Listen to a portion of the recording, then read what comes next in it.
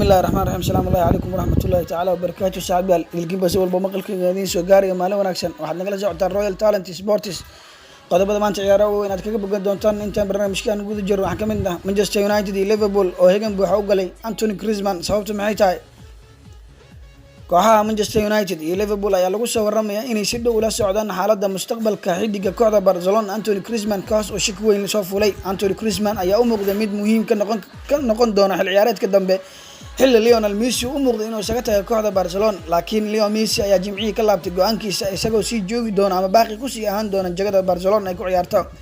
Anthony Griezmann ayaa isu dheelitiran kooxda.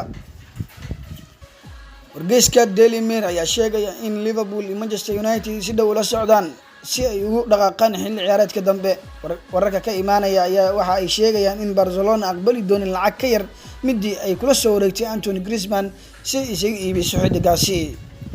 waxaad saaxiibayaal waxaad nagala socotaan Royal Talent Sports intaan barnaamijkan mid lacayna ku kulmi doono waxaad ka tagay siyaasi nabadgelyo fadlan janaalka subscribe share si gambalaalkana furo si aad ula socotid muuqaaladeena. maasanid.